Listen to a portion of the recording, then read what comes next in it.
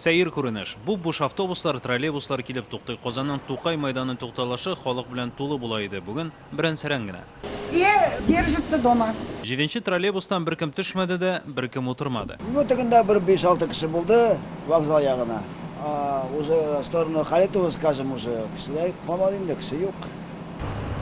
Автобус йөртүчеләр һәм кондукторлар махсус битлектән.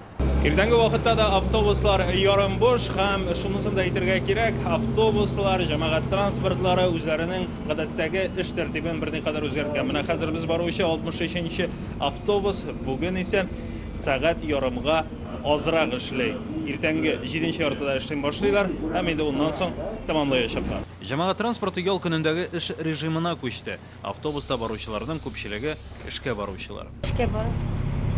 Маскам бар, но тукларга кирәк.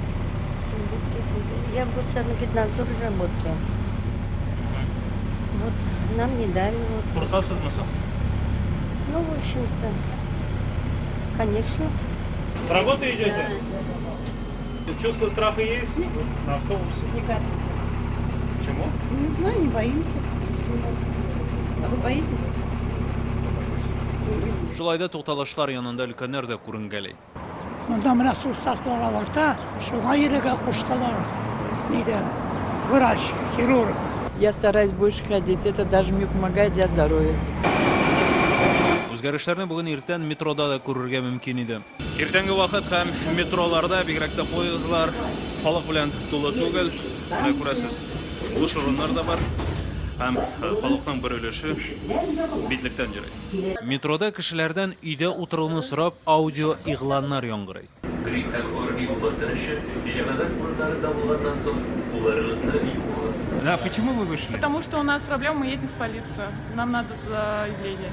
Наверное, без маски, потому что хожу, вот чувства страха нет, потому что я все-таки не верю. Узган атнада җәмәгать транспортында йөрүчеләр 30%-ка кимегән дип хәбәр иттеләр Казан мэриясендә. Бүген исә тагын да кимегән.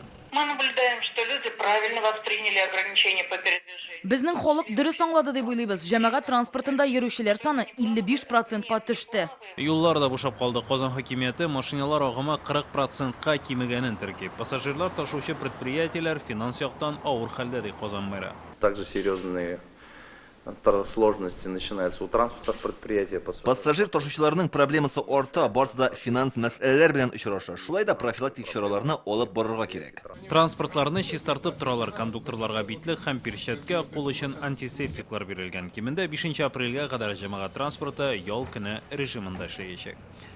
Айза Шаймарданов, Гадел Миндебаев, Яңа Гасыр каналы.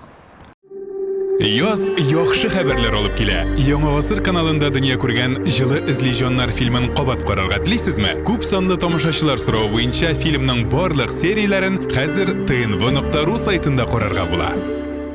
Республиканың барлык төп хәбәрләрен, тапшыруларны һәм фильмнарны иң яхшы сыйфатта TNV YouTube каналында карагыз.